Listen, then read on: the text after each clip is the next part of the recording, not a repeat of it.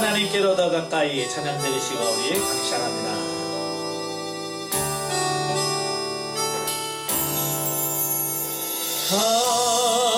하나님께로 더 가까이 갑니다. 고통 가운데 계신 주님, 변함없는 주님의 그 신사랑 영원히 주님만을 섬기리.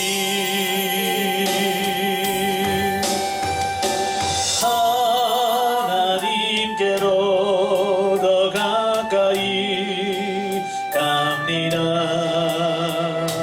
고통 가운데 계신 주님, 변함없는 주님의 그 신사랑 영원히 주님만을 섬기리. 아멘. 기도합니다.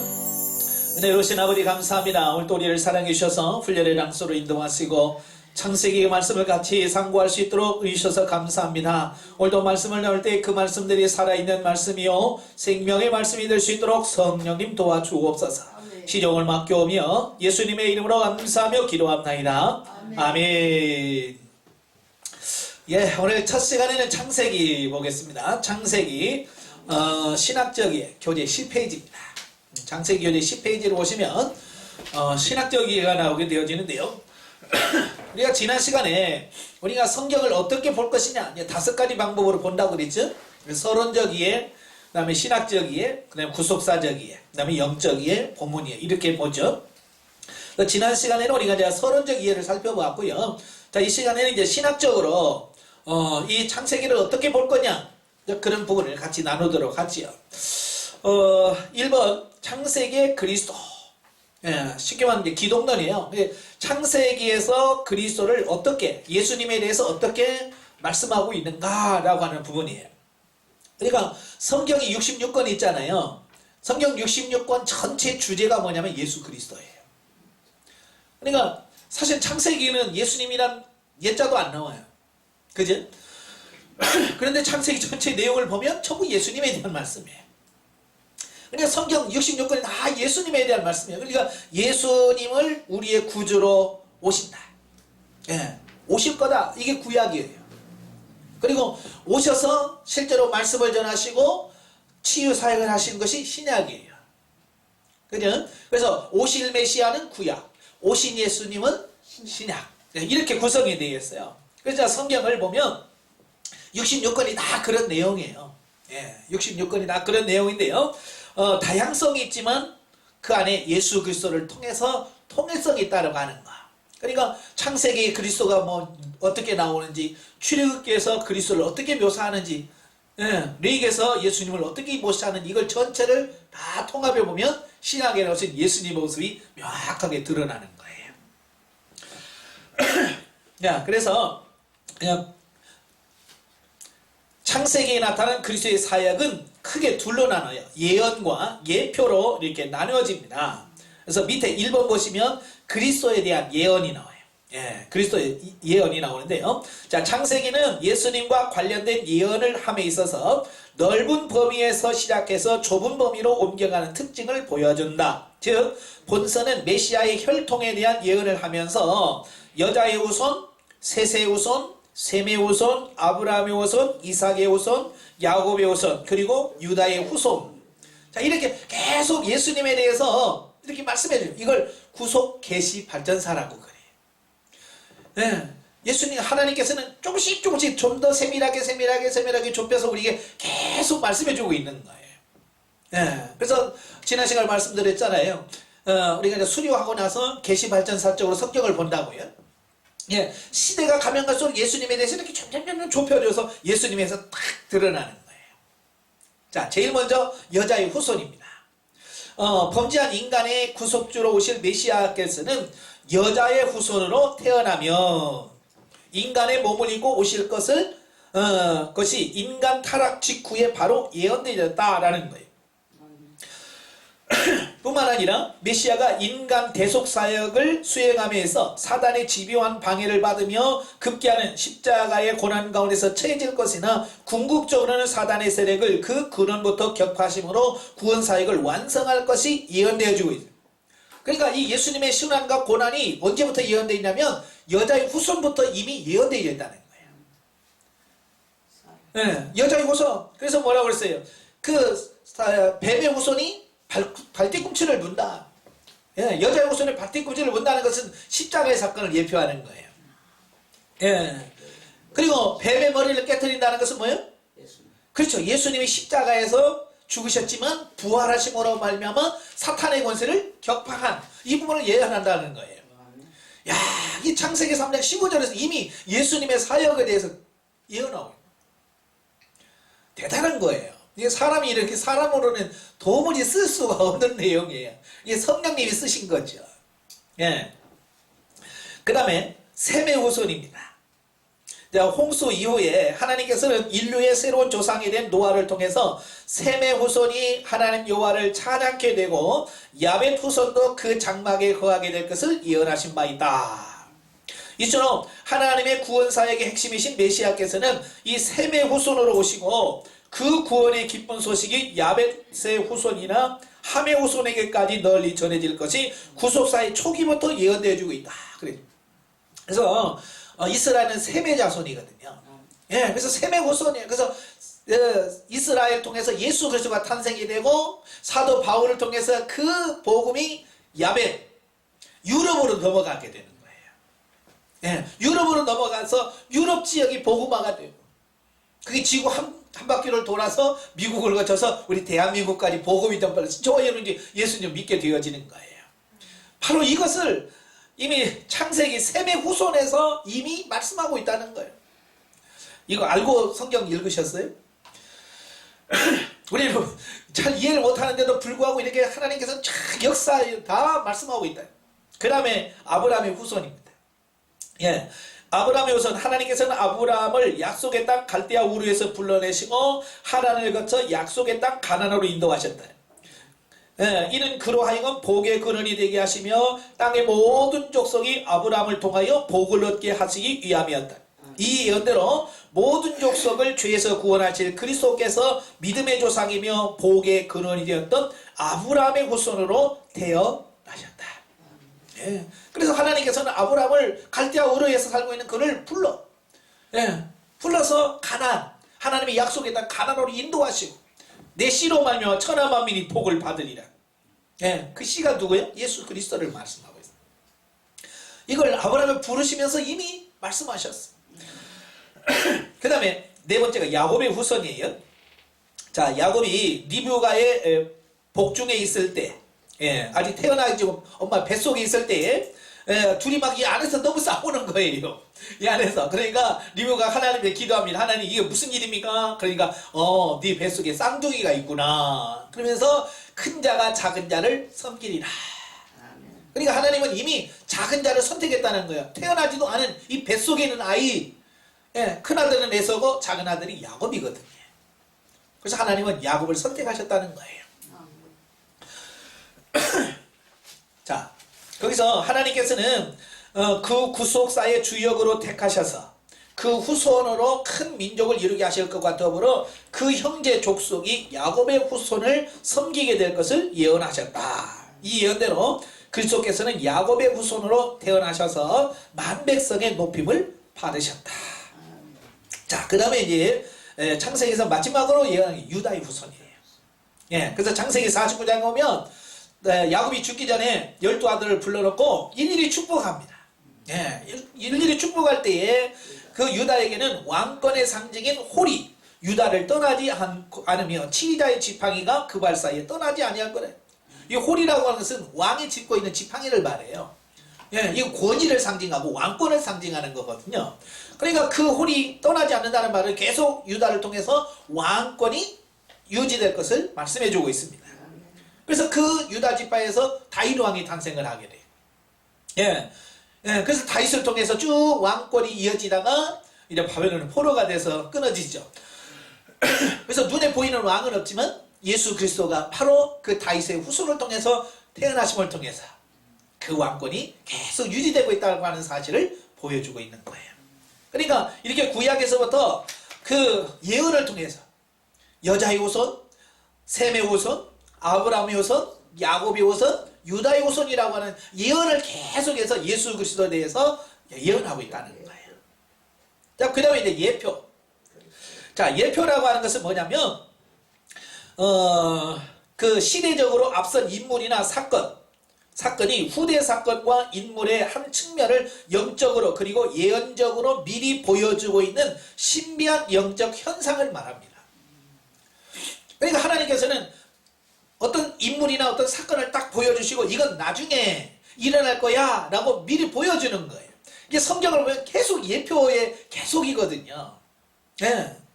그래서 그 이스라엘 백성들이 멸망하는 부분들 또 이런 부분들은 마지막에 우리가 어떻게 심판받을 것인가에 대한 예표의 그림자예요. 자, 그래서 처음 예수님을 예표하는 인물이 누구냐면 아담이에요. 예. 그래서 로마서에 보면 예수님을 둘째 아담이다, 제2의 아담이다 이렇게 예표하거든요. 사실 아담은 처음 하나님이 창조하실 때는 죄도 없지요, 흠도 없지, 완벽한 상태예요.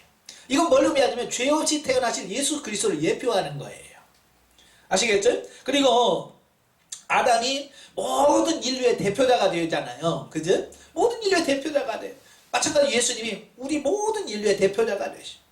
반대로 이제 아담은 대표가 돼서 우리를 죽게 만들었잖아요. 그죠? 죄, 범죄함을 통해서 아담의 후손을 태어나서 모든 사람은 다 죽게 돼 있어요. 예, 범죄함을, 원죄를 갖고 있어서. 그런데 둘째 아담 대신 예수 그리스도께서는 대표자가 돼서 다시 살리는 자의 대표가 되셨다. 예. 그래서 아담이 예수 그리스도의 예표된 인물입니다. 그 다음에 두 번째가 예수님을 예표하는 게 뭐냐면 제물이에요. 제물. 하나님께 제사 드릴 때에 그냥 드리지 않잖아요. 양이나 염소나 소를 잡아서 각을 떠서 단 위에 세서 태워서 하나님께 제사를 드리죠. 바로 그 제단 위에 올라가는 제물들이 다 누구를 상징하느냐? 예수 그리스도를 예표하더라 그 말이에요. 예. 그래서 하나님께서는 범죄한 아담을 위해서 짐승을 잡아 그 가죽으로 옷을 지어 입힘으로써 아담의 벌거벗은 수치를 감추셨다. 그러니까 아담과 하와가 하나님 먹지 말라고 하는 선악과를 따먹고 나니까 눈이 밝아졌잖아요. 밝아져서 제일 먼저 본 게 뭐예요? 어머나 내가 벗었네. 이런 걸 알게 되는 거예요. 수치를 알게 되는 거예요. 그래서 얼른 무화과나무 잎 따가지고 치마 엮어서 감췄단 말이에요. 그런데 한번 생각해 보세요. 무화과나무 잎이 이 교회 앞에 있습니다만 얼마나 거칠어요. 그죠? 거칠고 두껍고 또 이게 또 금방 따놓으면 금방 또 시들어요. 말라요. 그러니까 그거 가지고 인간의 부끄러움 수치를 가릴 수가 없는 거예요. 그래서 인간으로는 자기 죄와 수치를 가릴 수 없다는 거예요. 그래서 하나님께서는 불쌍히 여겨서 짐승을 잡아 그 가죽으로 옷을 지어 입혀서 수치를 가리게 하셨어요. 이건 뭘 의미하냐? 예수 그리스도를 통해서만 죄가 가려질 수 있고 우리의 수치를 덮을 수 있다. 그 얘기를 하고 있는 거예요. 예. 뿐만 아니라 아벨이 드린 그 어린 양, 예, 또 아브라함이 그 드렸던 창세기 22장에 드렸던 순양, 이 제물, 하나님께 드리는 이 제물은 전부 다 우리를 구원하실 예수 그리스도를 예표한다라고 하는 거예요. 자, 그 다음에 세 번째가 아벨의 죽음이에요. 아벨 죽음. 성경에는 아벨에 대해서 그렇게 별로 많이 나와 있지 않아요. 예, 그런데 그 아벨이 왜 예수님의 대표냐면 사실 아벨은 죽을 만한 죄가 있어요, 없어요? 없죠. 그냥 하나님께 예배 잘 드린 것밖에 없어요. 예? 하나님이 기뻐하시는 예배 드렸어요. 그것 때문에 형이 시기가 나가지고 저놈만 없으면 내가 하나님 사랑 받을 텐데 저것 때문에 내가 내 사랑을 뺏겠다고 생각한 거예요. 가인이. 마치 이런 거잖아요. 여러분 아들을 낳으면 둘째 낳으면 큰애들이 꼭 시기하죠. 예? 그래서 없을 때 막 해코지 하잖아요. 막 꼬치기도 하고 막 심한 애들은 막 눈도 찌르고 막 그래요. 왜냐면 그 조금 컸다고 생각할 때 뭐요? 어이, 얘가 없을 때는 자기 사랑을 독차지했잖아요. 다 바라는데 얘가 태어나면서 그 모든 관심이 얘를 나가는 거야. 그러니까 얘만 없으면 내가 이 사랑을 받을 텐데 해코지라는 것처럼 이 가인이 똑같은 거예요. 예? 그래서 아벨 쟤만 없으면 하나님의 사랑을 자기가 독차지할 것 같아. 그래서 돌로 쳐 죽인 거예요. 죄 없이 죽으신 예수 그리스도의 모형. 그게 아벨의 죽음이에요. 예. 그 다음에 멜기세덱입니다. 예, 네 번째 멜기세덱은 예, 이제 그 아브라함이 전쟁에서 승리하고 돌아왔을 때 빵과 그 포도주를 가지고 와서 축복해주고 대접한 왕이 예루살렘 왕, 살렘 왕, 의의 왕이라고 하는 멜기세덱인데요. 바로 이제 그가 그 아브라함을 축복하러 오잖아요. 그때 아브라함이 그에게 11조를 드려요.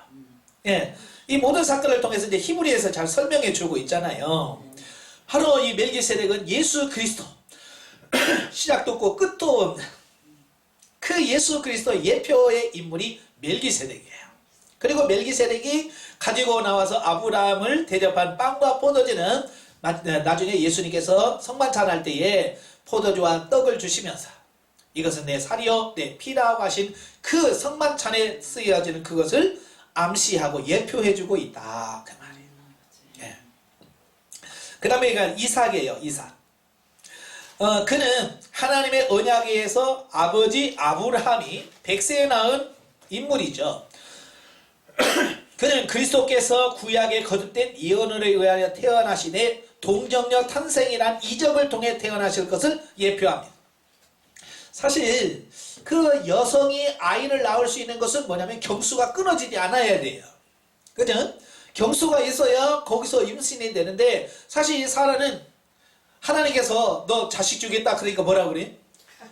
웃잖아요. 아이고 이미 나도 경수가 끊어졌고 우리 영감도 늙었는데 자 그러면서 안 믿잖아요. 경수가 끊어졌다는 것은 더 이상 아이를 낳을 수 없다는 얘기예요. 불가능하다는 얘기예요. 마찬가지로 처녀가 애 낳는다? 가능한 거예요? 불가능한 거예요? 그죠? 불가능한 거죠. 근데 하나님은 불가능을 가능케 하신다는 걸 말씀해 주고 있는 거예요. 그래서 하나님께서는 일찍이 사라에게 일찍 주실 수 있잖아요. 근데 하나님은 그걸 가르쳐야 돼요. 불가능을 가능케 하신 하나님. 그걸 가르쳐주기 위해서 일부러 젊었을 때는 애를 못 낳게 하시는 거예요. 태물을 달아. 그러다가 더 이상 늙어서 야 내년에 애 난다. 에이 농담도 심하셔 라고 말할 때 주신단 말이에요. 예. 마치 마리아가 가브리엘 천사가 나타나서 내게 아들이 있을 거라 이름은 예수라 지라 그러니까 마리아가 뭐라 그래? 아니 남자도 모르는 내가 어떻게 아기를 낳습니까? 예, 똑같잖아요. 사라가 나 경수가 끊어졌는데 어떻게 애 납니까? 똑같은 말이에요. 근데 뭐라 그래? 하나님이 하신다. 이걸 보여주시는 거예요. 또 뿐만 아니라 이삭은 나중에 그가 모리아 산에 올라가서 제물이 됩니다. 창세기 22장에 보면 하나님이 시험하시잖아요. 내 아들을 내 독자 이삭을 내가 지시한 산소로 가서 제물로 바쳐라. 바로 그 아브라함이 자기 아들을 데리고 가서 그 제단 삼아 죽이려고 했던 장소가 어디냐면 지금의 예루살렘이고 모리아 산이 예루살렘이고 바로 제단을 드렸던 그 장소가 성전이 세워지는 장소예요. 예. 그러니까 하나님께서는 기가 막힌 거예요. 그런데 여기서 놀라운 것은 뭐냐면 왜 이삭이 예수님의 예표냐면 이런 거예요. 이삭이 이때 제물이 되어질 때 나이가 한 16, 17 정도 됐다고 봐요. 이삭의 나이가 그 정도 되면 아브라함의 나이는 100살 많으니까 17, 16 됐단 말이에요. 여러분 16살짜리하고 100 넘으신 영감하고 싸우면 누가 이기겠어요? 아니 젊은 애가 이기죠. 자 산에 올라가서 아들아 너 잡아서 하나님이 너 제물로 삼으란다.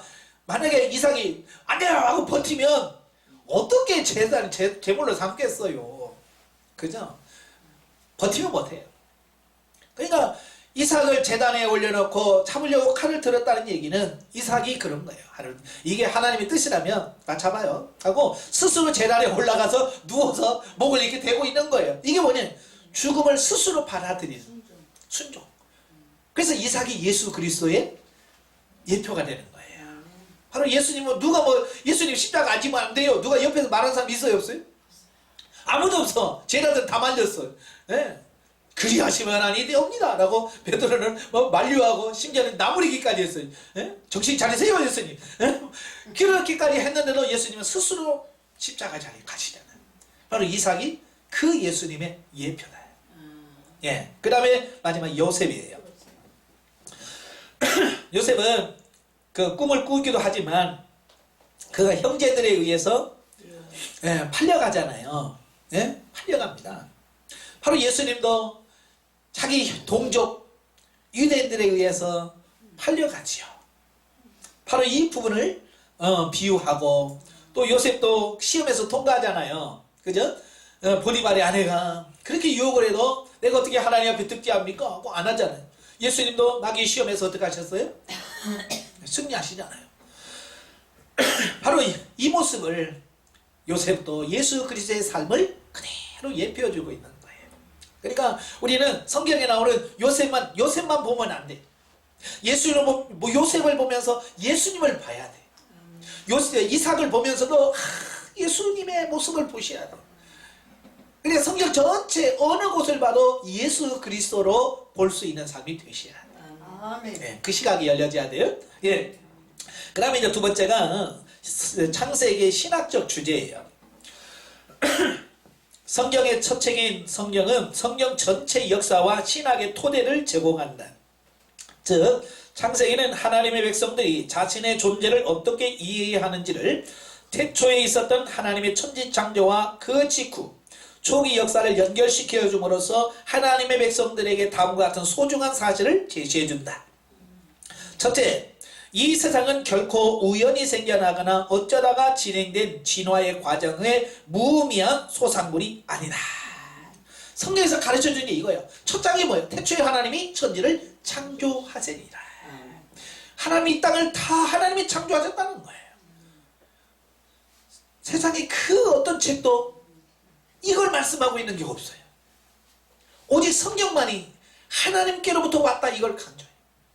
근데 범죄하고 타락한 인간이 하나님을 믿기 싫으니까 하나님으로 왔다는 것을 인정하기 싫은 거예요. 그죠?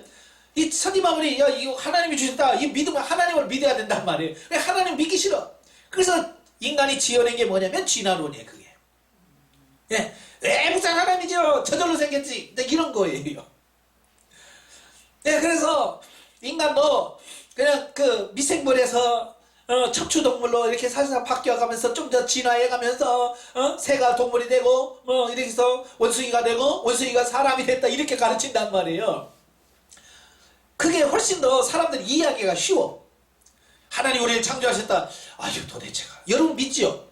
근데 믿음 없는 사람은 도무지 그게 안 믿어지거든요. 그러니까 원숭이가 사람 됐다. 그건 그거 가능하지. 이렇게 생각한다는 거야. 그러니까 진화론은 사실이 아닌 걸 사실인 것처럼 거짓으로 꾸미는 거예요. 다 들통이 나겠죠? 지금도 서서히 들통이 나고 있는데도 불구하고 이들은 끝까지 우겨. 왜냐하면 그걸 포기하는 순간 뭐가 돼? 성경이 옳다고 인정할 수밖에 없어요. 그러니까 성경 옳다는 걸 인정하기가 싫은 거예요. 그러니까 자기들의 그 결점이 나오겠네도 끝까지 우기는 거예요. 그게 죄인이에요. 예. 그래서 모든 만물이 하나님께로부터 왔다. 그래서 다시 하나님께로 간다. 그래서 우리가 이 땅에 사는 동안 하나님의 말씀대로 살아야 할 이유가 거기 있다. 우리 삶의 모든 것을 가르치는 게 창세기예요. 내가 왜 예배 드려야 돼요? 하나님이 너를 창조하셨어. 내가 왜 하나님 믿어야 돼요? 하나님이 너를 창조하셨지. 이런 거예요. 모든 게 우리는 하나님과 연결돼서 이게 다 이루어지는 거예요.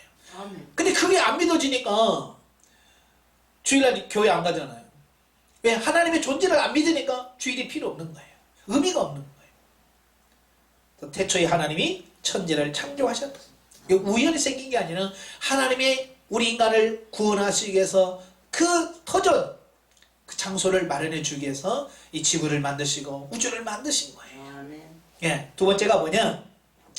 하나님께서 이 세상을 보시기에 좋게 만드셨음에도 불구하고 이 세상에 온갖 부조리가 난무하게 된 까닭은 창조주 하나님의 불완전성이나 비도덕성 혹은 영양 부족에서 생겨난 것이 아니나. 예, 이게 많은 분들이 아니 하나님이 능력이 있다면 이렇게 세상을 이런 식으로 만들면 안 되지, 이제 이렇게 주장하시는 분도 있어요. 예, 하나님은 완벽하게 만드셨어요. 그래서 하나님 첫날에 빛이 있으라 라고 말씀하시고 하나님 보시기에 좋았더라. 하나님 보시기에 좋았더라. 다 만드시고 인간을 창조하시고 나서 뭐라고 그래요? 심히 좋았더라. 이게 하나님이 처음 만드실 때는 완벽했어요. 너무 좋은 거예요. 근데 죄가 들어오면서부터 이제 문제가 꼬이는 거예요. 예. 여러분도 그러잖아요. 가정도 마찬가지예요. 예. 서로 좋아가지고 막 해서 연애해가지고 이 사람 아니면 예? 뭐 못 살아요. 그래서 부모가 말려도 결혼하잖아요. 예? 근데 그 속에 그 사랑 속에 죄가 들어가면 어떻게 돼? 너 죽고 나 죽자 이렇게 되는 거예요. 부부 사이로 죄가 들어가면 깨져. 하나님이 창조한 이 아름다운 세계로 죄가 들어오면서부터 이 깨지기 시작한 거예요. 그래서 모든 질서가 무너지게 되고 또 하나님의 징계로 노아 홍수 심판 때 심판을 통해서 또 이 자연이 파괴가 되고, 예, 하나님이 처음 만들었던 그 자연이 많이 파괴가 됐어요. 예. 또 인간이 또 욕심 때문에 지금 계속 막 예? 자연 파괴하잖아요. 공기에다 막 오염된 공기 막 품어내지. 예? 그러면서 이 환경이 오염되지. 그러니까 뭐 엘니뇨 현상, 라니뇨 현상, 뭐 태풍이 몰려오지, 이상 기온이 오지, 북극에 얼음이 녹아가지요. 그게 뭐냐? 우리 죄인된 인간이 욕심 때문에 막 그 하기 때문에 그렇게 되어지는 거예요. 예. 그래서 하나님께서는 이 땅을 이끄시다가 나중에 예수 그리스도의 재림을 통해서 영원한 새하늘과 새 땅을 창조하실 것을 말씀해주고 있습니다. 예.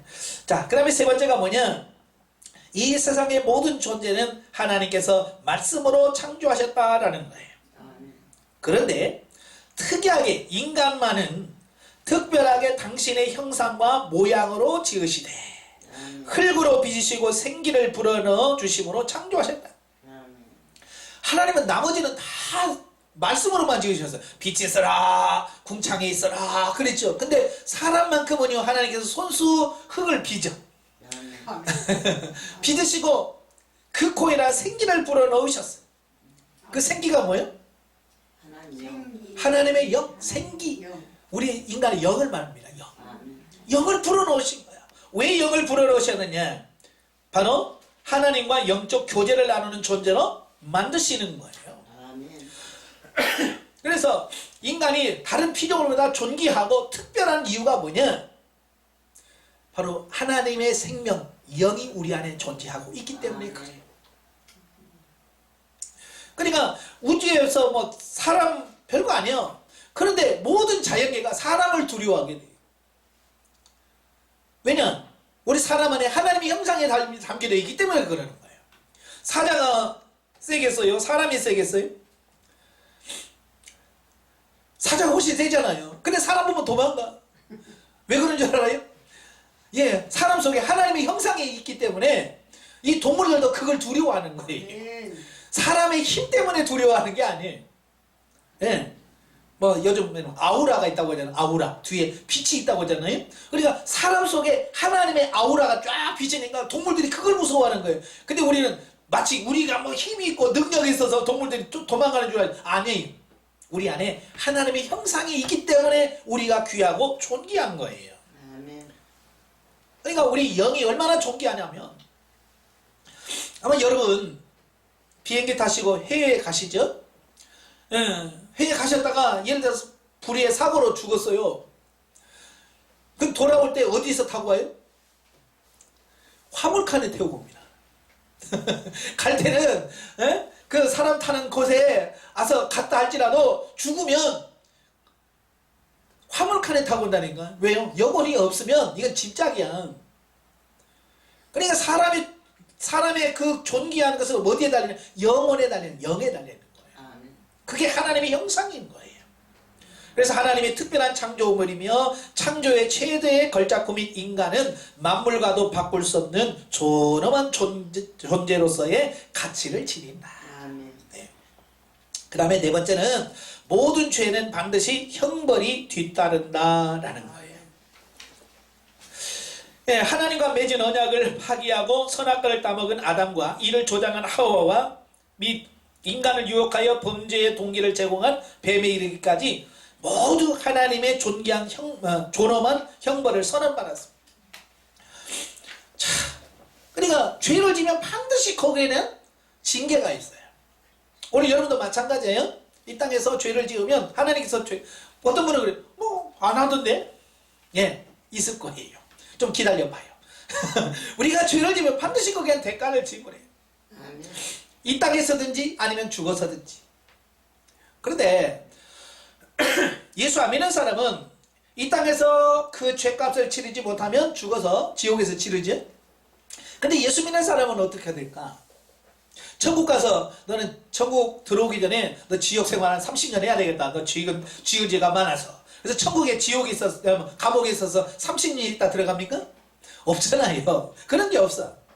그래서 예수 믿는 사람들은 살아서 징계를 받아. 이걸 잘 기억하셔야 돼. 예. 근데 우리가 보면 그렇잖아. 똑같은 죄를 지어도 예수 안 믿는 사람들은요 끄떡 없어. 아니 우리보다 훨씬 더 죄를 많이 짓고도요 그냥 끄떡 없이 살아. 잘 살아요. 그러니까 우리는 부럽죠. 쟤네들은 무슨 복을 받아갖고 저러지. 예. 예수 안 믿는 사람들은요 죽어서 심판받을 남아있어요. 그러니까 하나님께서 불쌍해가지고요 놔두는 거예요. 그러나 우리는 아니란 말이에요. 우리는 하나님의 백성이야. 천국에서 죄값 치르는 거 없어요. 그래서 이 땅에서 죄값을 치르게 하시는, 용서는 해줘도 죄값은 치르는 거예요. 그러니까 다윗이 밧세바를 범했을 때도 예? 분명히 용서했잖아요. 하나님 용서해줬어. 그러나 너희 집에 계속해서 칼이 칼부림이 일어날 것이고 서로 죽이는 일이 일어날 거다. 근데 그대로 일어났잖아요. 예. 바로 이 죄값은 치른다고 하는 거예요. 그러니까 우리가 죄를 가볍게 여기면 안 돼요. 아시겠죠? 그래서 죄가 들어오게 되면 첫째 수직적 관계가 깨져. 하나님과의 관계가 깨져. 그래서 기도 응답이 잘 되다가도 죄를 지으면 기도가 안 돼. 그게 관계가 깨져. 그 다음에 수평적 관계가 깨져요. 죄를 지으면. 그래서 대인 관계가 자꾸 꼬여요. 싸우지 않던 부부가 싸우게 되고 형제간에 싸우게 되고 막 계속 싸움이 일어나는 게 뭐냐, 이 수평적 관계가 깨지기 때문에 그래요. 뿐만 아니라 자연과의 관계도 깨져. 피조물 가요. 그래서 여러분 죄 많은 나라에 가면요 이 땅이 저주를 받아요. 그래서 배고프고 굶주리고 가뭄이 오고 그러죠. 자, 이 38선 휴전선을 경계로 해서 위쪽과 아래쪽 한번 보세요. 차이가 얼마나 납니까? 얼마 차이 안 나잖아요. 그냥 선 하나 그 차이인데도 불구하고 한번 비교해봐요. 그렇다고 해서 남쪽이 잘 산다, 막 깨끗하게 산다는 말은 아니에요. 그래도 남쪽은 하나님을 인정하고 죄 짓는 사람 많지만 그래도 경건하게 살려고 몸부림치는 사람이 남쪽에는 있어요. 그러나 북쪽이 지도자부터 썩었어. 수청으로 수많은 사람들이 죽어가요. 그게 땅에 들어가면 저주가 돼. 그래서 그냥 가인이 아벨을 죽이니까 그 피가 땅에서 호소한다고 하면서 땅이 저주를 받는다고 그러잖아요. 그러니까 죄 없는 사람의 피를 자꾸 흘리면 그만큼 그 땅이 저주를 받아서 뭐 북한 땅이나 남한 땅이나 뭐 거기서 거기 아니에요? 그런데도 거기는 배고파서 굶어 죽어. 남쪽은 썩어서 나가. 이 차이가 뭐냐면 죄 차이야, 죄. 그 죄도 남쪽은 그래도 죄 짓는 사람 많아요. 남쪽에도 북쪽에도 훨씬 더 많은 사람들 많아. 그래도 남쪽은 뭐요? 하나님의 뜻대로 살아보려고 몸부림치는 이런 성도들이 있기 때문에 이 나라의 민족이 이만큼이라도 존재하고 있는 거예요. 근데 그걸 모르니까 이 땅에는 교회를 무너뜨려야 된다라고 엉뚱한 소리 하고 있는 거예요. 이 땅에 교회 무너지면 어떻게 돼요? 우선 북한 땅 그대로 됩니다. 예? 굶주려 죽은 사람이 수없이 많을 거예요. 예. 그 다음에 다섯 번째가 뭐냐, 공의로우신 동시에 절대 사랑을 지니신 하나님께서 범죄한 인간에게 심판을 선언하시되 그것에 그치지 않고 구원의 방편을 허락해 주셨다. 그러니까 이게 은혜예요. 그러니까 죄에는 반드시 형벌이 따른다는 것은 하나님은 공의 하나님이라는 뜻이에요. 그럼에도 불구하고 우리들에게 구원받을 수 있는 길을 따로 마련해 주시고 열어주시네. 항상 우리 속담에도 쥐도 도망갈 구멍을 열어놓고 쫓아야지 없으면 문다는 말이 있잖아요. 네? 그래서 하나님도 우리를 이렇게 할 때 항상 구원받을 수 있는 문을 열어놓으셔.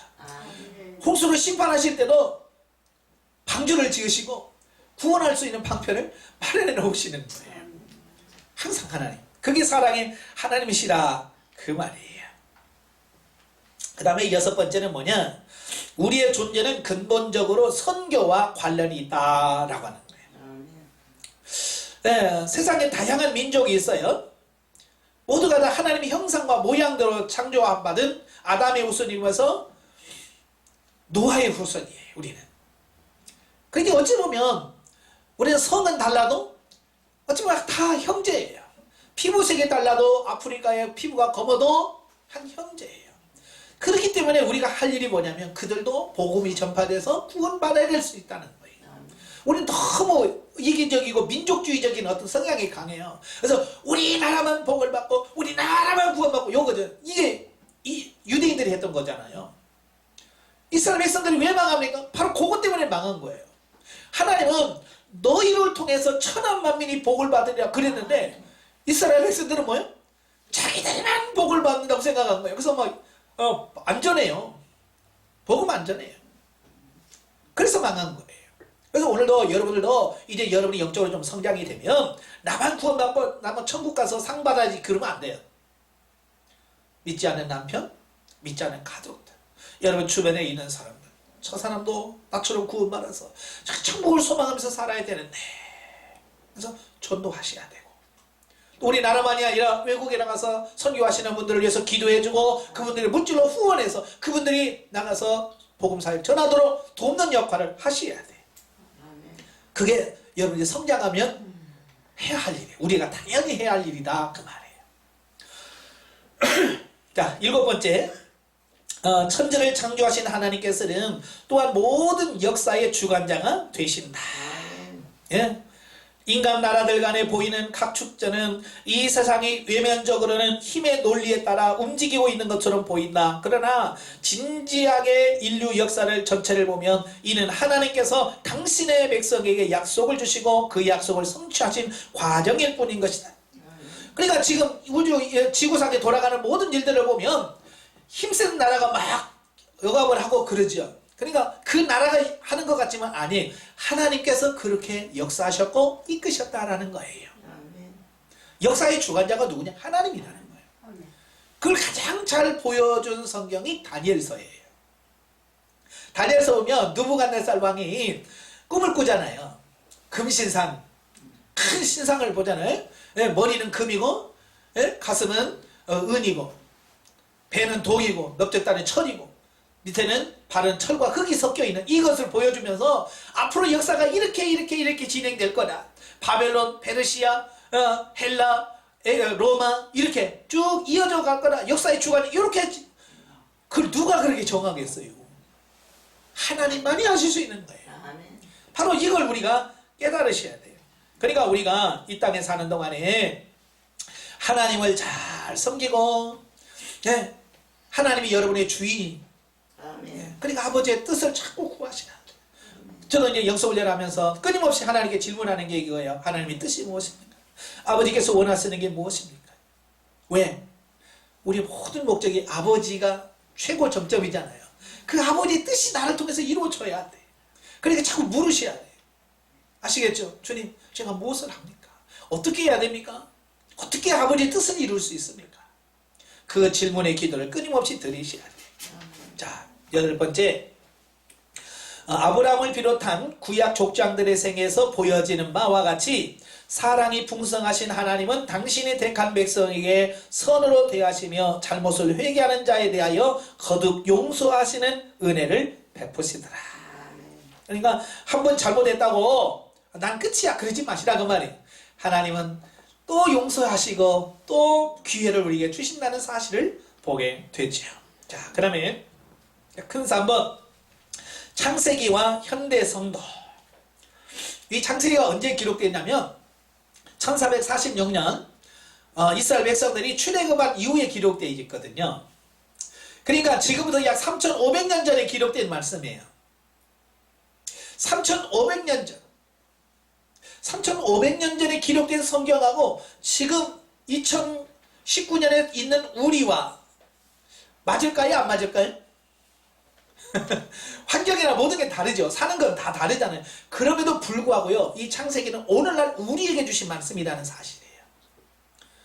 그러니까 이 성경을 읽으면서 이게 과연 오늘날 우리에게 어떻게 적용하고 오늘 이 시대에 사는 우리에게 뭘 말씀하고 있는지 이걸 찾아야 된다 그 말이에요. 이걸 찾지 못하면 그냥 우리는 성경은 고전이에요. 고전. 그냥 옛날 책, 옛날부터 내려오는 책. 성경은 고전이 아니에요. 생명의 양식이에요. 우리 영의 양식이에요. 아시겠죠? 자, 그래서 창세기는 웅변적으로 현대 성도들에게 자신의 존재에 대하여 새로운 지각이 필요하다고 말한다.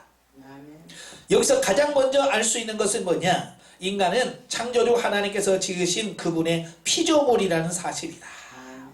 그러니까 창세기에서 우리에게 가르치는 건 뭐냐면 네가 아무리 2000년도에 살아도 너는 하나님의 피조물이야. 네, 이걸 가르쳐주는 거예요.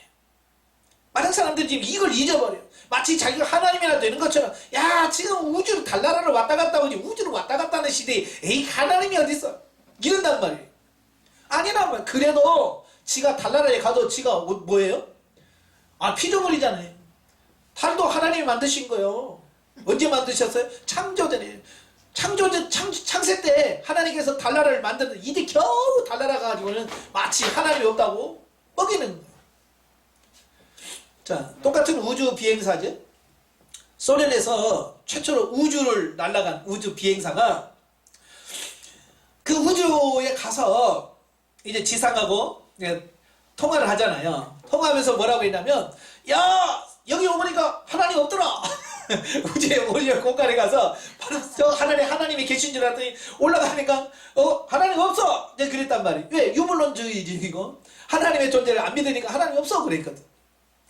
그러나 암스트롱 달나라에 가서 그가 하면서 오 하나님 이것을 창조하셨나이다. 같은 것을 보고도 저 우주에서 지구를 보면서 와 하나님 이것을 하나님이 정말 창조하셨단 말입니까? 이게 같은 거지만 이게 보는 관점에 따라서 이렇게 다른 거예요. 우리는 하나님의 피조물이다. 예, 이걸 창세기에서 우리에게 가르쳐주고 있는 거예요. 또한 하나님께서 인간을 위해 이 세상을 지으셨는 바 인간에게는 하나님께서 지으신 이 세상을 다스려야 할 권리와 책임이 있다. 예? 이걸 잘 관리할 책임이 있어요. 근데 지금 관리 잘 해요 안 해요? 관리하기는 그냥 막 지금 파괴한단 말이에요. 땅 들이파지요. 막 산림 뭐 불살라서 다 지금 회파하지요. 예? 맨날 막 굴뚝에서 시커먼 연기 막 뿜어내지요. 이게 문제예요. 그래서 예수 믿는 사람은요 휴지 하나하나 쓰는 것도 여러분 관리하셔야 돼요. 집에서도 마찬가지예요. 뭐 분리수거할 때 그냥 에이 귀찮아 하지 마시고요. 그거 하나하나 분리하는 것도 내가 하나님의 일한다라고 생각하시고 하셔야 돼요. 아시겠죠? 예. 또 세상 모든 사람들에게 복 주시고자 하시는 하나님의 선교사에게도 동참해야 될 책임이다.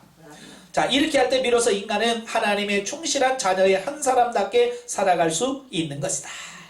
그러니까 이걸 알고 신앙생활을 해야 되는데 이걸 모르고 신앙생활 하니까 뭐요? 본질에서 벗어나 맨날 복 주세요 복 주세요. 예?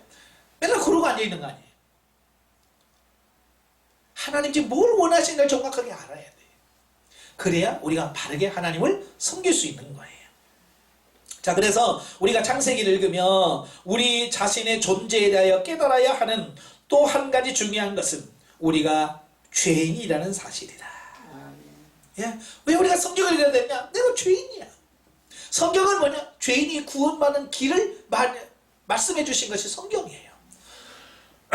인간은 하나님께 대항하는 반역을 범했다.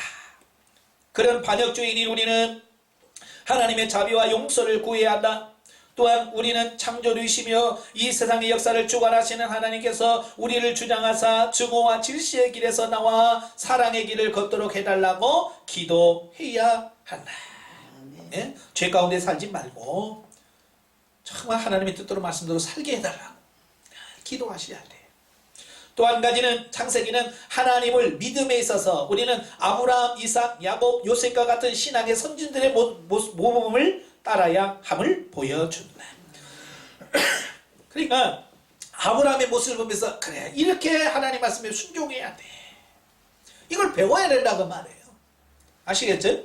또한 우리는 하나님과 우리의 이웃들에게 봉사함으로써 우리의 삶에 하나님의 주권이 깊이 개혁되어 있음을 드러내야 한다. 세상 사람들은 자신의 능력이나 지식, 물질에 자신의 삶을 의지하지만 우리는 주권자 하나님만을 전적으로 의지하는 것이다. 왜냐하면 우리 주 하나님은 전능하신 분으로서 그 어떤 대적자나 약함이나 환경에 의해 절대 구애받지 않으시기 때문이다. 그러니까 지금 우리는 뭘 의지하냐고요. 여러분 뭘 의지해요? 젊었을 때야 건강도 의지하잖아요. 그죠? 근데 지금 뭐 눈이 제대로 됩니까? 귀가 밝아서 제대로 들리기는 합니까? 손발은 제대로 움직이기는 합니까? 다리는 건강해서 뛰기는 합니까? 계단 올라가면 버벅버벅. 우리가 지금 그렇단 말이에요. 그러니까 지금 뭐 의지할 게 하나도 없어. 그죠? 옛날에는 건강이라도 의지했지. 지금은 건강까지도 없어. 그러니까 우리가 의지할 분은 오직 하나님밖에 없다는 거야. 하나님. 아멘. 그걸 말씀해줘요. 창세기에서. 이처럼 하나님을 아는 우리로서는 하나님을 모르는 세상 사람들과는 무엇과도 달라야 한다. 아멘. 예, 얼마나 여러분 세상 사람들과 달라요? 얼마나 달라요? 우리 여러분 다르다고 생각하겠죠? 그러나 하나님을 모르는 다른 사람들은 여러분을 봤을 때 다르다고 할까요? 안 다르다고 할까요? 물론 다르다고는 하겠죠. 저 집은 맨날 가방 끼고 교회만 가? 그거밖에 몰라요. 삶에서 뭐가 다른지 어떤 삶이 다른지에 대해서는 모르고 그냥 저 집은 우리는 산으로 놀러 가는데 저 집은 교회로 가. 그 정도밖에 그 차이밖에 못 느껴. 정말 우리를 통해서 하나님의 사랑이 어떤 건지 예수님의 사랑이 뭔지 이게 보여줘야 돼. 그래서 그들이 야 그래 예수 믿는 사람 뭔가 달라 그래야지요. 예? 어떻게 보면 똑같아가지고 교회 다니나 안 다니나 그러니까 그들에게 복음 전에도 먹혀들지는 않는 거예요. 그들이 뭐라고 했어요? 복음 달라야지 뭐 똑같은데 뭐 굳이 그렇잖아요. 너나 나나 사는 게 똑같은데 굳이 내가 교회 갈 필요가 있나? 이게 문제라고 말이에요. 이게 우리 책임이야. 우리가 그걸 나타내지 못해서. 그래서 우리는 뭐예요? 돈이 없어도 그 안에서 감사하고 기뻐하고 행복한 모습을 보여주면서 세상들 아니 돈도 없으면 뭐가 이렇게 기뻐? 나는 하나님 때문에 기뻐 예수님 때문에 기뻐 그래야지 않아요. 그래 똑같이 인상 쓰고 왜 그래 돈 없어서 교회 안 다니는 사람이나 교회 다니는 사람 똑같이 인상 뻑뻑 써가면서 사니 뭐 그들에게 복음이 전파되겠어요? 안 돼. 달라야 돼. 달라야 돼.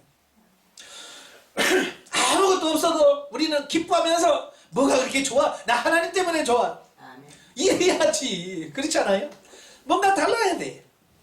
우리가 하나님을 안다고 하는 것은 사람들과의 관계를 가는 데 있어서 차이를 갖게 할 것이다. 뭔가 차이가 있어야 될 거 아니에요. 우리의 이웃들도 본질에 있어서는 하나님의 백성들이다. 그들도 하나님의 형상대로 지음받은 것이다. 따라서 우리는 그들의 삶에 해를 끼치거나 그들이 하나님과 관계를 맺는 데 있어서 방해해서는 안 된다. 그러니까 정말 여러분이 예수를 믿는다고 한다면 정말 나 때문에 하나님이 방해되는 일이 없도록 하셔야 돼. 제가 아는 분이 그런 얘기를 해요. 자기 빌라에서 누구 꼴 보기 싫어서 교회 가기 싫다는 거예요.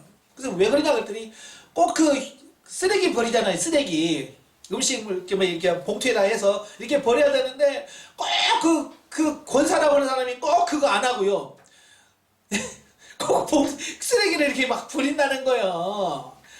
맨날 지적하는 게 그거래요. 예? 그래서 그 인간 보기 싫어서 교회 안 가는. 그러니 이거 얼마나 속상해요. 쓰레기 봉투가 얼마나 한다고 그거. 몇십만 원 해요? 겨우 그 몇백 원이잖아. 그 몇백 원 때문에 하나님을 욕먹고 교회를 욕먹인단 말이에요. 그거 아니에요. 내가 정말 교회 다닌 권사라고 한다면 남이 그렇게 버리면 내가 쓰레기 봉투 사다가 그거 넣어서 잘 버릴 수 있는 그 수준까지는 돼야지. 그 몇백 원 아끼려고 그냥 버리고 양심 마비돼가지고 서로 싸우고 안 돼요. 절대 그러지 마세요. 다가구 살 때 뭐 수도 요금 같은 거 뭐 이렇게 계량기 없이 막 이렇게 나누고 그러잖아요. 그죠? 그러면 또 거기서 막 권사가 가서 막 왜 우리는 몇백이들 왜 비싼 거 싸고 막 그래서 싸우고 난리. 아 그쪽 몇백 원 더 내면 어때요? 좀. 아 가난한 사람도 도울 망정. 아 조금 좀 손해를 봐요. 그러면서 좀 하나님의 영광을 좀 드러나시라고요. 변화된 게 있어야 돼. 달라진 게 있어야죠. 따라서 우리는 그들의 삶에 해를 끼치거나 그들이 하나님과 관계를 맺는 데 있어서 방해해서는 안 돼. 다시 말하면 이런 거예요. 아이고 나 누구 꼴 보기 싫어 교회 가기 싫어. 이러면 안 된다고 말이에요. 나 누구 보니까 교회 가고 싶어. 이래야 되잖아요. 그렇죠? 당신만 같으면 내가 다 교회 가고 싶어. 이래야 되잖아요. 우리는 특별히 우리 이웃 중에서 불이익을 당하고 억압받는 자, 가난한 자들에게 관심을 쏟아야 한다. 이것이 사람들을 대하는 데 있어서 하나님을 모르는 자들과 달라야 한다는 것이다. 하나님은 우리에게 다가오신 신이시다. 그분은 지금 이 세상에서 우리에게 손을 내밀며 말씀하신다. 그리고 21세기의 아브라함, 이삭, 야곱, 요셉을 찾으신다. 곧 하나님께서 쓰시고자 부르실 때 기꺼이 응답하는 당신의 사람을 찾고 계신 것이다. 자, 갈대아굴에서 아브라함을 부르셨지요? 지금 여러분을 부르시고 계셔요. 누구야? 본토 친척 아비집을 떠나서 가라. 어떻게 해야 되겠어요? 이 나이에 제가 어딜 갑니까? 네? 이러면 안 된다고 말이에요. 아멘 하고 순종해야지. 아시겠죠? 모세처럼 너무 겸손해도 안 돼. 주여 보낼만한 자를 보내주시지요.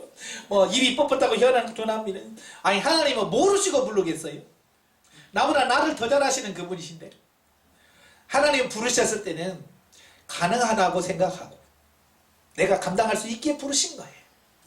그러니까 하나님이 나를 쓰시고자 하시면 우리는 아멘 하고 하는 거예요. 저도 뭐 자신 있고 능력이 있어서 이 사회 가는 게 아니잖아요. 여러분도 뭐 똑똑하고 잘나서 가는 게 아니잖아요. 하나님께서 저를 부르셨고 이 일을 하게 하시고 이 일을 맡겨주시니까 하는 거예요. 저도 두렵고 떨림으로 하는 거예요. 부족하지만 순종하시기를 바래요.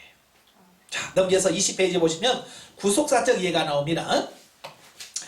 성경은 그 하나님의 구속사를 나타내는 책이에요. 구속의 역사의 책이에요. 그러니까 이 창세기 속에서 이 구속사, 하나님의 구속 계획이 어떻게 진행되어져 가는지를 보셔야 돼요. 자, 성경은 내용에 있어서 주제를 다루는 데 있어서 다양하지요. 예, 그러나 그 근본 주제는 뭐냐? 천지를 창조하신 하나님께서 당신의 기쁘신 뜻에 따라 이끌어가시는 구속의 역사와 구속의 원리와 구속받은 사람의 삶의 양상과 하나님을 향한 이들의 신앙 고백이 기록되어 있다. 따라서 신구약 성경 66권 전체는 모두 직간접적으로 유기적 관련성을 가지고 있다. 왜? 전부 다 구속사에 관계되어 있기 때문에 다 연결이 되어 있어요. 따로따로인 것 같은데 아니에요. 다 연결이 되어 있어요. 이처럼 구원의 진리를 담고 있는 성경 모두는 상호 관련 가짐으로 성경의 올바른 이해를 위해서는 성경 전체를 통해서 성경 각 부분을 조망하는 안목을 가져야 한다. 다시 말하면 성경을 통시적으로 볼 수 있는 안목이 열려야 된다. 이 통시라고 하는 것은 한꺼번에 딱 볼 수 있는 눈이 열려야 된다 그 말이에요. 예, 우리가 어떤 산을 봤을 때 숲으로 들어가면 그 세세한 것까지 다 알 수 있잖아. 아유 여기는 이 나무 있네, 이런 꽃이 있네, 이런 꽃이 있네 라고 할 수 있지만 전체를 볼 수 없잖아요. 그건 산을 아는 게 아니죠. 그러니까 그 산을 알려면 멀리서 전체를 쫙 보고 야 봉우리가 몇 개고 높이가 몇이고 이걸 전체를 딱 보고 그리고 그 안에 들어가서 그 산을 알 수 있는 거예요. 성경도 마찬가지예요. 성경 전체를 보고 그 안에 들어갔을 때 창세기가 이런 뜻이구나. 출애굽이 이런 의미가 있구나. 레위기는 이런 뜻이 있구나. 이걸 알아야 되는데 이걸 몰라요. 왜 모를까요? 성경을 안 읽어. 성경을 안 읽어. 제가 그 아침 밥을 꼭 먹을 때마다 유튜브를 꼭 틀어놓고 먹어요. 그게 뭐냐면 그 새롭게 하소서.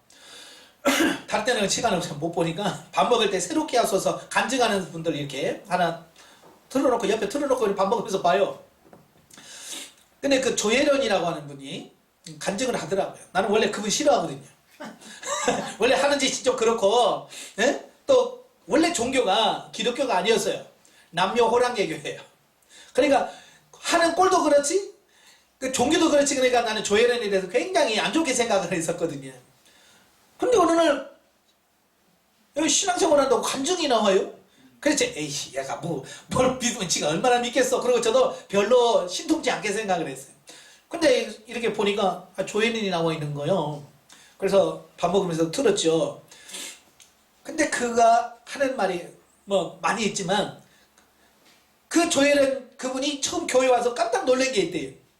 뭐냐 그랬더니 교회인들이 성경을 안 읽는 것 보고 깜짝 놀랐대요. 아니 진리의 말씀인데 하나님의 말씀인데 왜 교회는 성경을 안 읽어? 이분이 너무 깜짝 놀랐대요. 신앙생활 20년 30년 하면서 성경 일독을 안 읽어. 거기다 깜짝 놀랐대요. 그래서 이분이 지금 하고 있는 운동이 뭐냐, 성경 읽는 운동. 성경을 읽자. 그래서 간증하면서 계속 성경을 읽어야 된다. 그걸 강조하고 하더라고요. 예, 성경을 읽으셔야 돼요. 그러니까 성경을 모르니까 우리가 엉뚱한 데 가고 왜 이단에 빠지고 신앙생활을 잘못하고 성경을 몰라서 그래요. 우리가 주일날 설교 말씀 듣지만 설교 말씀은요 그 성경 66권 전체 중에 몇 구절이잖아. 몇 구절. 그 몇 구절 가지고 요거 본다고 해서 전체를 볼 수 있어요 없어요? 못 봐요. 전체를 보는 사람은 몇 구절 봐도 이게 무슨 말씀이야 이게 와. 근데 전체를 모르는 사람은요 그 몇 구절 가지고는요 이해가 안 돼요. 말이 안 들어와. 이 설교가 말씀이 안 들어와요. 그냥 앉아 있어요. 그냥. 그리고 뭐라고 그래요? 예배 봤어. 예배 드렸다고 안 해. 예배를 드린 것은 뭐예요? 내가 정말 찬송을 드리고 기도를 드리고 네? 헌금을 드리고 말씀을 듣고 이래서 은혜가 되어야 이 예배를 드리는 건데 그냥 가서 뭐 연극 보듯이 아유 목사님 설교 잘하네 오늘 네? 말씀이 좀 시원찮네 기도 안 하셨나? 이러고 오니까 그게 무슨 예배 드리는 거예요? 어디 갔다 와? 예배 보고 와. 결국 예배만 보고 오는 거 아니에요? 그러면 안 돼요. 그러려면 성경을 알아요. 성경을. 그래서 저는 성경을 봐야 된다. 특별히 영성훈련 하신 분들 여기 성장하면 할수록 성경 많이 보셔야 돼요. 그래서 전에 목회하면 교회에서도 이 성경 읽는 걸 강조했어요. 그래서 안 읽어. 읽으라고도 안 읽어. 그래서 그냥 매년 2번 시상식을 해요.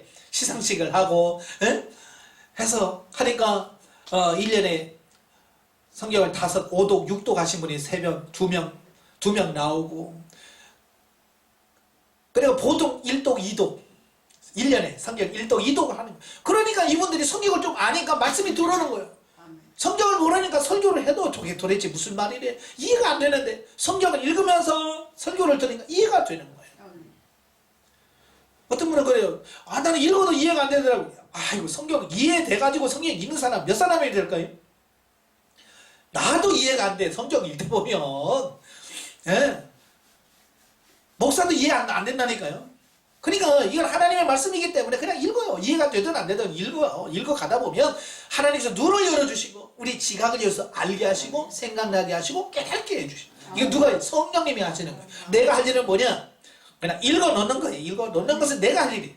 깨닫게 하는 것은 성령님이 하시는 거예요. 아시겠죠? 제발 좀 성경 좀 읽어요. 아시겠죠? 제발 좀 읽어. 그래서 우리 영성훈련 받으신 분은 최소한 1년에 성경을 2독 이상 해야 돼.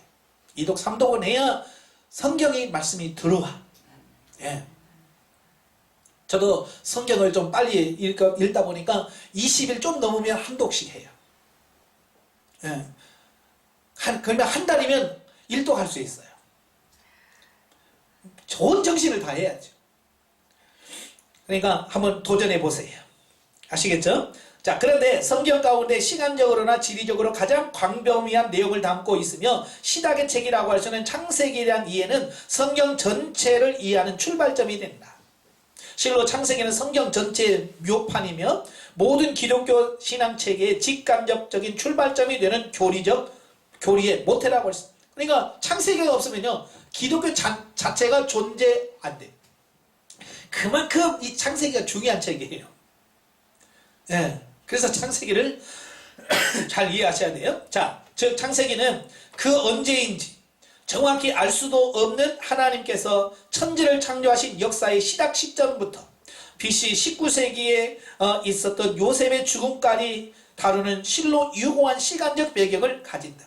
그러니까 성경의 역사는 몇 년인지 정확하게 알 수가 없어. 왜? 몇 년 전에 하나님이 천지를 창조하셨는지를 정확하게 몰라. 우리 대한민국 건국일이 언제나 알잖아요. 근데 이 천지 만물이 몇 년 전, 몇 월 며칠에 창조됐다는 건 아무도 몰라. 정확하게 몰라. 예, 그러니까 이게 그러니까 몇 년이 된지 모르죠. 그래서 진화론자들은 지구가 수천억 년 전, 뭐 수억만 년 전 이렇게 얘기하지.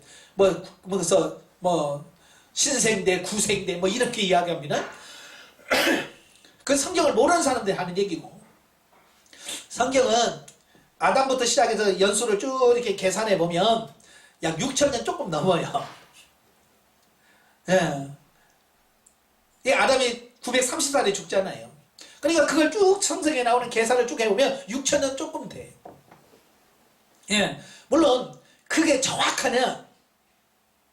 정확하지는 않을 거예요. 왜냐하면 이 성경은 100% 역사를 기록한 책이 아니란 말이에요. 중간중간에 구속사에서 필요 없는 시간은 빼요. 왜냐면 다 기록할 수 없기 때문에. 이렇게 줄여놔도 우리는 한 번도 안 읽는데, 에? 이걸 다 정확하게 해놓으면 죽을 때까지 어떻게 읽어요, 그걸. 그죠? 요한복음 쓰면서 뭐라고 그래요? 이건 우리가 구원받는데 필요한 것만 요약해서, 이걸 예수님이 이 땅에서 행하신 걸 다 쓰려면 이 땅에도 둘 수가 없다.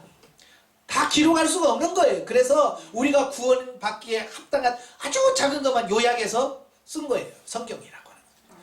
그러니까 꼭 6,000년이라 할 수는 없지만 그래도 언제인지는 모르지만 출발한 그 시점부터 19세기 BC 19세기 요셉이 죽을 때까지의 기록이 창세기다. 그리고 하나님 창조의 대상인 해, 달, 별과 같은 우주는 제외하더라도 모든 인간의 향수를 불러일으키는 에덴 동산 및 노아 홍수 사건 이후 인류의 분산 사건에서 나타나는 바와 같이 실로 가는 길조차 어려운 넓은 지역을 그 지리적 배경으로 한다.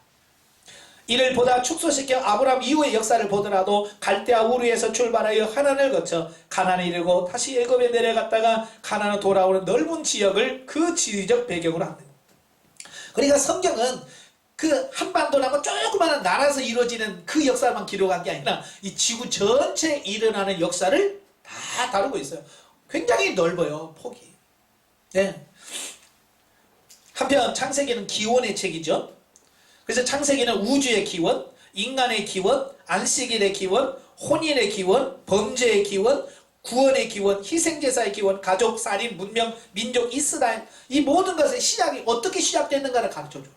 그러니까 창세기를 모르면 이게 어떻게 시작됐지? 만약에 창세기가 없으면 왜 이스라엘 민족이 어떻게 생겼지? 몰라요.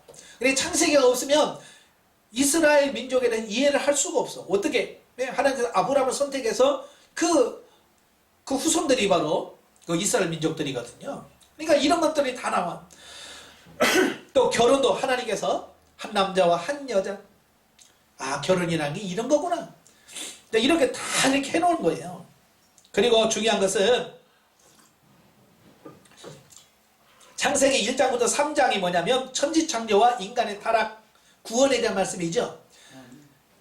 요한계시록 마지막 20장, 21, 22장을 보면 창세기 첫 장의 마지막 결론이 다 그 결론이 되어 있어요. 기가 막히잖아요. 인류의 신학 계시록 끝. 이걸 기가 막히게 해놨어요. 이걸 누가 계획을 했겠어, 이걸. 네? 기가 막히게 하나님의 역사가 아니면 이렇게 할 수가 없는 거예요. 자, 그 안에 행위 언약과 은혜 언약이 들어있어요. 자, 행위 언약이 뭐냐? 선악을 알게 하는 나무의 열매를 먹지 마라. 내가 먹는 날에는 반드시 죽으리라. 그러니까 이 열매를 먹느냐 먹지 않느냐는 행위를 근거로 하나님과 언약을 맺었어요. 그래서 행위 언약이라고 그래요. 자, 그런데 이 인간이 이 언약을 어겼단 말이에요. 결과가 뭐라고 했어요? 이것을 먹는 날에는 반드시 죽으리라. 이 정령은 반드시라는 말이거든요. 반드시 죽는다는 거예요. 그러니까 인간은 이제 죽었죠. 네, 하나님이 죽는다고 했으니까. 그런데 하나님은 그 인간에게 은혜를 베풀어서 은혜 언약을 베풀어. 그게 뭐냐? 여자의 후손이라고 하는 거예요. 반드시 죽지만 여자의 후손을 통해서 너희를 구원하겠다. 이게 은혜 언약이에요. 그게 갈라디아서 4장 4절 때가 참에 하나님이 그 아들을 보내사 여자에게서 나게 하시고 성취되어진 것을 보여주는 거예요. 그 다음에 두 번째 부패, 방주, 대홍수. 땅 위의 번성함과 더불어 급격히 타락하게 되죠. 인간이 죄만 안 지면 참 좋을 텐데 왜 이렇게 죄를 짓는지 몰라. 그래서 하나님께서 한탄하시고 심판하시기로 작정하셨죠. 그래서 노아에게 방주를 지어라 말씀하시죠. 그래서 방주를 짓는 규빗도 몇 규빗으로 지어라 라고 다 가르칩니다. 이게 뭐냐? 구원은 전부 다 하나님의 하신다라고 하는 것을 가르쳐 주는 거예요. 예. 자, 그리고 노아가 방주를 지었기 때문에 구원받죠. 오늘 이 시대도 어때요? 저와 여러분도 지금 방주를 지어야 됩니다. 그렇다고 또 가서 배 만들지 마세요. 그 배가 아니에요. 바로 예수 그리스도를 믿음으로 말미암아 구원받는 이게 지금 오늘날의 방주예요. 예수님이 방주거든요. 예수 그리스도 안에 들어가셔야 돼요. 예수 그리스도를 나의 구주로 영접하시고요. 예? 그 안에 들어가야만 구원받는다라고 하는 것을 보여주고 있어요. 만약에 노아가 하나님 말씀에 순종하지 않았으면 어떻게 될까요? 구원 못 받지요? 네, 그게 이제 3번 홍수 이후예요. 자, 하나님께서 그 인간을 구원하시려고 노아에게 방주를 만들어라 그러죠. 지금처럼 이렇게 막 시설이 좋으면서 배 만들면 쉽지요. 근데 예전에는 그런 게 어디, 저도요 궁금해요 도대체. 뭘 가지고 만들었을까? 지금 이 시대는 막 기계로 휘 하고 막 나무가 막 갈리고 하니까 이거 쉽죠. 근데 옛날에는 그때 있었을까? 그게 그렇게 큰 배를 어떻게 만들었을까? 하나님께 지혜를 주셨겠죠. 그러니까 이걸 보면 진화론자들이 얼마나 무식한지를 알 수 있는 거예요. 진화론자는 뭘 하냐면 인간은 최초에 뭐 불도 없어서 뭐 돌 깎아가지고 뭘 만들었다고 뭐 하잖아요. 그죠? 돌 깎아서 뭘 막 칼을 만들고 돌도끼 만들고 막 그런, 물론 필요에 따라서 만들었긴 했겠죠. 없을 때는. 그런데요, 인류는요 처음부터 그렇게 미련하지 않았어요. 바로 불을 사용해서 하나님께 제사를 드리고요, 염소를 잡고 양을 잡았어요. 그 뭐야, 도구를 사용할 수 있었다는 거예요. 그만큼 인간은 처음부터 정말 지혜가 충만한 사람이라는 이걸 알 수 있는 거예요. 근데 진화론자는 뭐예요? 원숭이가 사람 됐으니까 무식하죠. 그죠? 그러니까 불도 못 사용하다가 어디가 번개치고 불 있어 익은 거 먹어보니까 맛이 드러낸 거예요. 그래서 불을 갖다가 이제 불 피우고 그랬다고 말하는 거예요. 아니에요. 하나님은 처음부터 인간에게 불을 주시고 사용할 수 있는 지혜를 주시는 거예요. 자, 그래서 방주를 만들어라 그러잖아요. 자, 방주 만들 때에 하나님께서 말씀하셨잖아요. 그러니까 노아가 시대를 보고 야, 배 만들어야지 아니면 죽겠다. 그래서 노아가 스스로 알아서 배 만들었어요? 아니잖아요. 하나님께서 노아에게 야, 심판하겠다, 방주를 지어라 말씀하신 거예요. 그래서 노아가 그 말씀에 순종해서 방주를 만드니까 구원받아. 만약에 노아가 아 싫어요, 나 힘든데 뭐하러 그 배 만들어, 나 만들어, 그랬으면 어떻게 됐을 것 같아요? 구원 못 받아요. 오늘 이 시대도 마찬가지예요. 예수 믿으세요. 안 믿어 나. 구원 못 받아요. 똑같아요. 원리는. 자, 로마서 8장 24절 25절이면 우리가 소망으로 구원을 얻었으니 보이는 소망이 소망이 아니니 보는 것을 누가 바라리요? 만일 우리가 보지 못하는 것을 바라면 참으로 기다릴지니라. 자, 우리가 이제 믿음은 뭐라고 그랬어요? 바라는 것들의 실상이에요. 보지 못하는 것들의 증거다. 그러니까 우리는 뭐요? 내가 꿈을 꾸고 주야 주시옵소서. 우리는 맨날 그러잖아요. 그래서 뭐라고 그래요? 집 없는 사람은 맨날 집을 그리면서 하나님 다 50평 줘야 됩니다.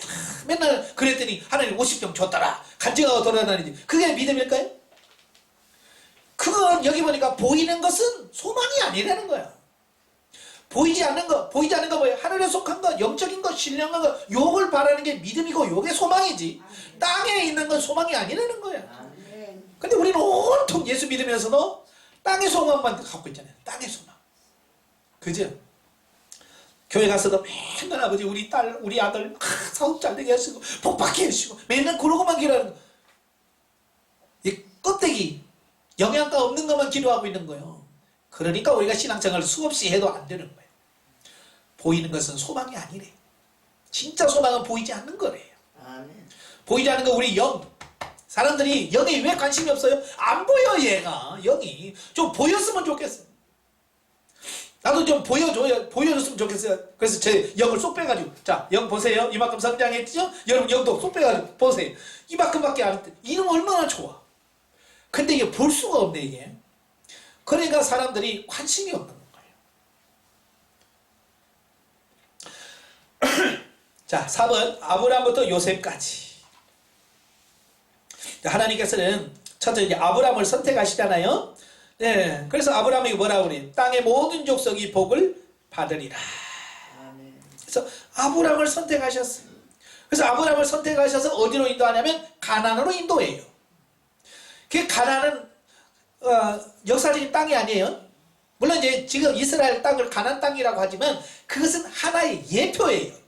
그림자예요. 그 가나안은 영원한 하나님의 나라의 예표합니다. 왜냐하면 아브라함이 뭐 이 가나안 땅을 너에게 영원히 너희 후손에게 주겠다 그랬어요. 아, 그러면 가나안을 이방인에게 뺏기면 돼야 안 돼요? 안 되죠. 근데 역사를 보면 많이 뺏겼어요. 아수르한테 뺏겼지요. 또 바벨론을 포로 70년 아예 뺏겼지요. 또 로마에 의해서 수백 년 동안 지배받았지요. 그러다가 AD 70년에 아예 예루살렘